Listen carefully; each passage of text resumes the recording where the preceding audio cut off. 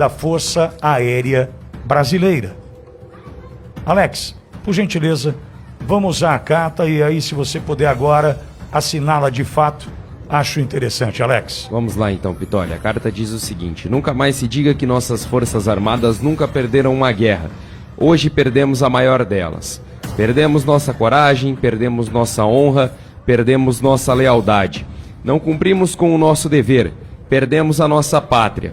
Eu estou com vergonha de ser militar. Vergonha de ver tudo aquilo pelo qual jurei, trabalhei e lutei foi traído por militares fracos, desleais e covardes que fugiram do combate, preferindo apoiar quem sempre nos agrediu, sempre nos desrespeitou, sempre nos humilhou e sempre se vangloriou disso, e que ainda brada por aí que não nos querem sua escolta, por não confiar nos militares das Forças Armadas, e que estas devem ser colocadas em seu devido lugar.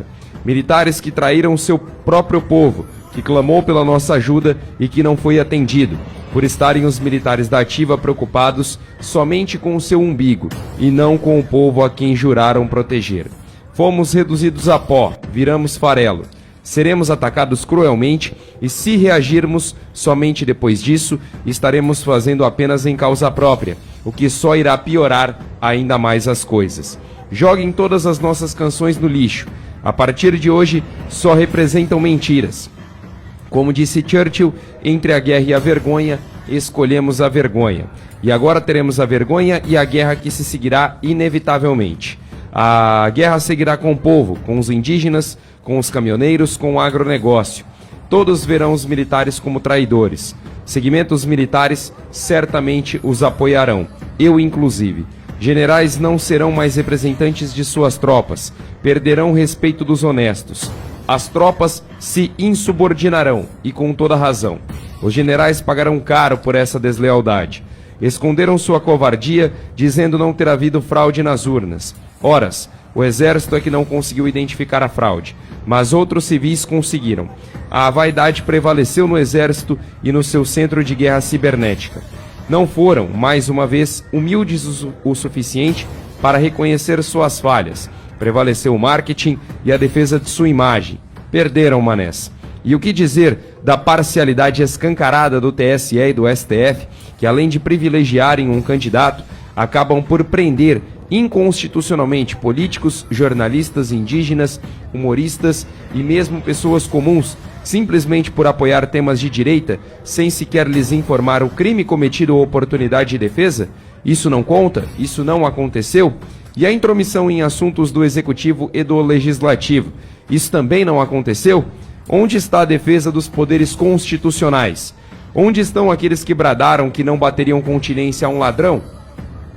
Será que os generais são incapazes de enxergar que, validando esta eleição, mesmo com o descumprimento de ordem de entrega dos códigos-fonte, valida-se também esse mesmo método, não só para todas as próximas eleições, para o que quer que seja, perpetuando a bandidagem no poder, assim como corrompendo futuros plebiscitos e decisões populares para aprovar, reprovar qualquer grande projeto de interesse da criminalidade?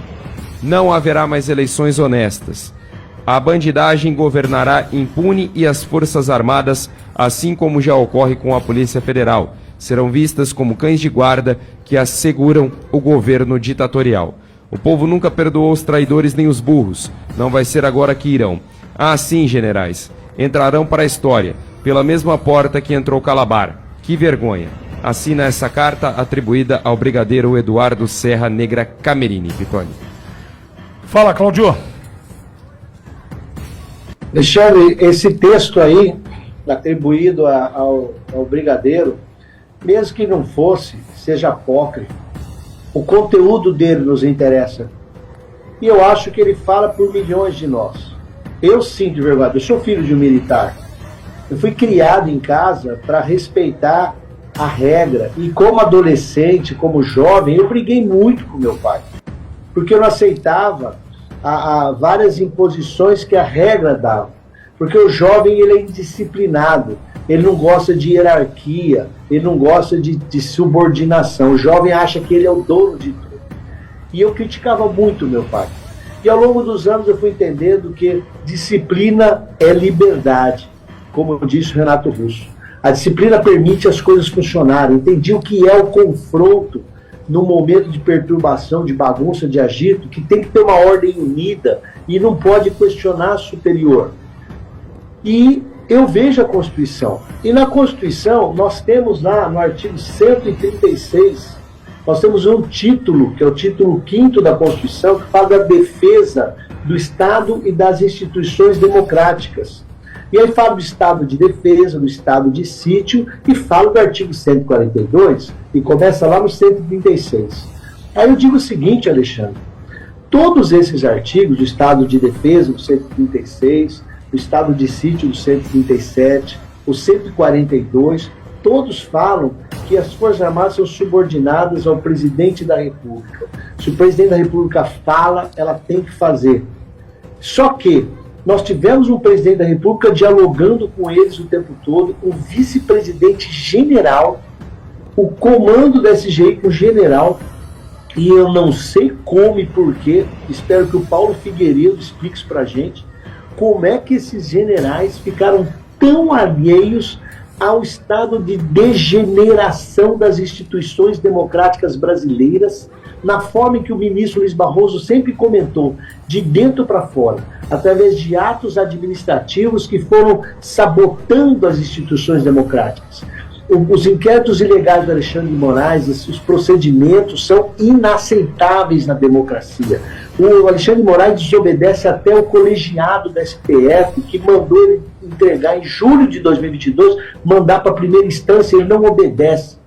Virou uma zona esse país juridicamente, uma perseguição escancarada. Isso com ordens judiciais, fora essas conversas extrajudiciais que fazem como, por exemplo, o WhatsApp tirar a gente do ar.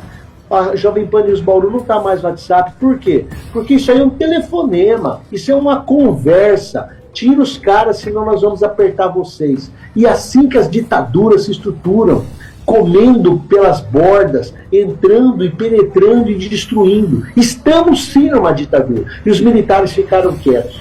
O presidente não teve competência política para trabalhar isso dentro dos militares, porque a resistência interna dos militares, dos generais, devia ser algo inacreditável. O Mourão falando o que falou no último dia também me chamou a atenção. Qual o tamanho da resistência? Será que o Mourão queria o quê? Ser indicado como candidato a presidente? O que o Mourão queria? O que aconteceu para sabotarem tanto as instituições democráticas e que vivemos o estado de exceção? Então, o que esse brigadeiro fala, eu concordo. Muita gente que respeita as Forças Armadas, e respeitou muito, fala o que eu falei. Que de verde e amarelo, a gente percebeu em dezembro que estavam todos amarelos. Tinham amarelados. E eu acho que é escancarado o quanto se sabotou e se sabota a obediência à Constituição brasileira. Porém, eu faço uma coisa, viu, Alexandre? Pelo que está aqui na Constituição, título 5º, artigo 136, 138, 137 e 142, ou o presidente da República manda, ou as Forças Armadas não fazem. Pois agora, queridos generais, nós vamos assistir a cada semana o presidente que tem poder constitucional de decidir sobre o efetivo das Forças Armadas, que pode fazer projeto de lei alterando as Forças Armadas e mexendo na indicação de quem vai ser o comandante das Forças Armadas. O presidente da esquerda vai sabotar e vai levantar um monte de gananciosos dentro da farda e vai criar uma vergonha, como foi feito na Venezuela, como está sendo feito na Colômbia, como foi feito na Nicarágua. É assim que eles fazem. E vários de vocês, generais, vão entrar para a história como pessoas que destruíram a nossa nação. E nós vamos enfrentar isso sim. Por quê? Porque o Leonel Brizola, lá nos anos 60, fez um movimento de tenentes e de suboficiais para enfrentar para cima. Política é isso, gente. Vai ter um monte de militar enfrentando isso. Detalhe, hein? O ministro da Defesa, o Múcio, junto com a Globo News, já começaram a atacar não os generais, mas os que estão abaixo deles, que não se conformam com essa falta de postura constitucional em defesa das instituições democráticas. Não se conformam com esses generais terem entregue o Brasil desse jeito. E o único caminho que vai ter